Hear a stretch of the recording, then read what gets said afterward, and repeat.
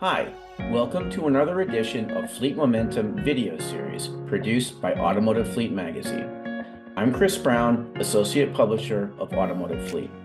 This series is designed to spotlight key leaders, trends, and product offerings in the fleet management industry.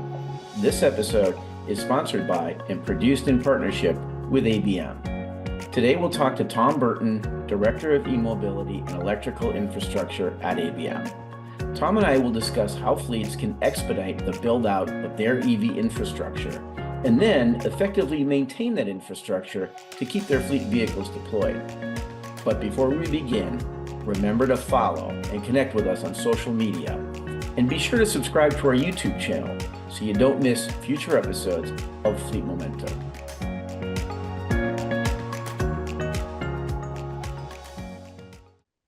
Okay, we're here with Tom Berton from ABM. Tom, welcome. Chris, hi, thank you. Great. Hey, well, we're looking forward to diving in right here. Let's get started. We're going to be talking about how fleets can expedite the build out of their EV infrastructure. And then after that, really effectively maintain that infrastructure to keep their mission critical fleet vehicles deployed. Very important. First off, tell us about ABM. What do you guys do? ABM is a facilities company at its heart. We're over 110 years old. Started in San Francisco. We're about $8 billion in revenue a year, 120,000 employees. And we've been in the e-mobility space for almost 13 years. Wow, that's incredible. Yeah. Okay, so for fleets getting into EVs, they're realizing that one of the first phone calls they have to make, they've got to get in contact with their utilities. But there are constraints around what utilities can do in terms of getting you set up with your infrastructure. Tell us about those constraints and how you are dealing with those. Chris, you're absolutely right. The first phone call is going to be to the utility, and the second question they're going to ask you is how much power do you need? And you're going to go, what? And you're going to have to understand what your fleet is, what size vehicles, what class vehicles, how quickly you need to charge them. These are all going to determine how much power you need from the utility to be able to effectively run and manage your fleet, but also build in some extra space for future capacity without putting yourself at risk of paying a higher charge from the utility for more than you need. But you definitely need to future-proof to a degree and work with a partner that understands how to do those calculations and analysis for you. Yeah, for sure. Certainly for fleets, in the traditional sense, fuel could be as much as 60% of their spend, right? I mean, this obviously transfers to the EV world. It's just going to be a different paradigm, a different equation. We're learning phrases like demand charges. How can fleets control that spend and mitigate demand charges? That's a great question, Chris. It's very dynamic. The demand charges can outweigh your normal energy spend and throw your budgets way off course. But bringing in a company like ABM that has microgrid capabilities, we can do on-site generation, battery energy storage, solar, wind, other techniques. And combining that with the utility, we can build resiliency for your deployment. So now if the utility goes down, you have an alternate source of energy and power. We can control the spend. We can deploy these assets at the right time and the right pace to know what your spend is going to be. So you kind of mentioned microgrids, and there's this theory that, as well, like you've ordered your vehicles, they're coming, and then you find out your timeline for your infrastructure is really stretched. What can fleets do about this? We've run into this quite a bit. You get there and your service is a year plus out. Switchgear has long lead items. ABM can help bring assets from the microgrid generation portable units to your facility, to your site to get immediate deployment. It might not be the best solution because we're using diesel or natural gas or something else to run your fleet, which isn't the carbon offset you're looking for. But we can use those assets in the future is the resiliency piece, but get them deployed today to get you up and running. Okay, great. Well, last question. I mean, how to help us understand how ABM can really look at that maintenance piece and what does it mean, this ongoing support of EV infrastructure, which is critically important for fleets. It's often overlooked, right?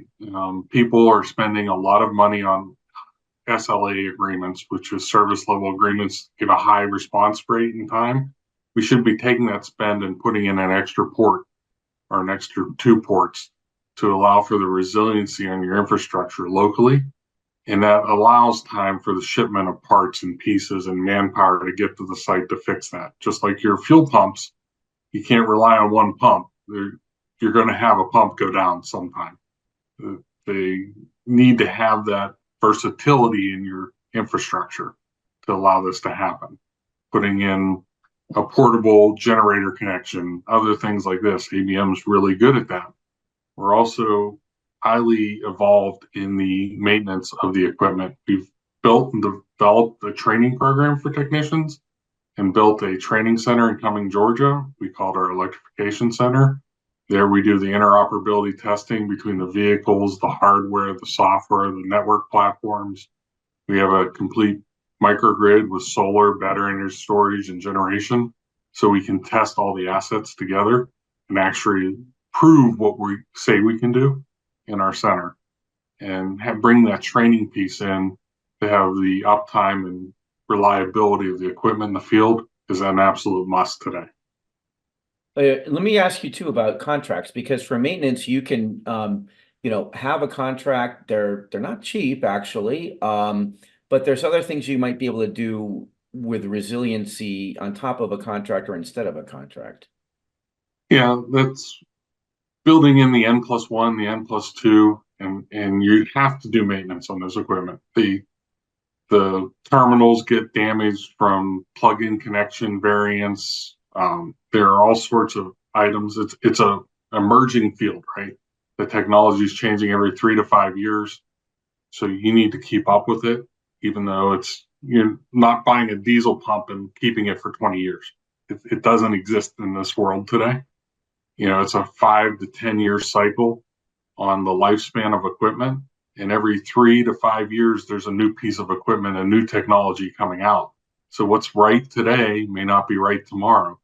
And the decision you make today and have it installed in a year is going to be close to being out of date to the newer technology that comes in.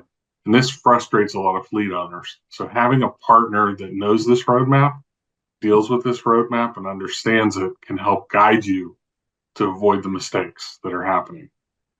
Oh, just to follow up, N+1, N+2, is that having an extra charger available in case of downtime? Yeah, it depends on your fleet. Like if you have time to charge, you do level 2 charging or DC fast charging. You want to have the resiliency in the mix between the two and have the extra ports available because that equipment will have downtime. There will be times that things are down and you have to plan for that. And if your fleet needs to be deployed to make you money, which it does, that's what you're using it for, we need to consider it mission critical and build the infrastructure to support that. Okay, and hey, just last real quick question.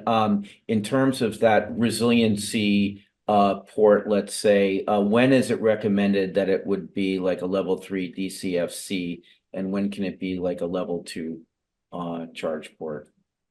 If you have, it depends on the vehicles, right? The class of vehicles, the size of vehicles, the size of their batteries, the charger. It has to match up with the downtime or the resting time that you have in your fleet. It may be that you can only use fast charging, DC charging. But if you can use level 2 charging, you absolutely need to have DC charging as a fail-safe for when you need to redeploy that equipment in a shorter time zone, or if something happens overnight, it doesn't get charged and you need to fast charge it to get it out on the street, albeit an hour later or whatever, you can recover and make that happen. Great. Well, Tom, that's all the questions I have. Thank you for joining us on this Fleet Momentum video series episode. Appreciate your time. Chris, thank you and your audience for having me. I'd love to be back again sometime. It's a great series.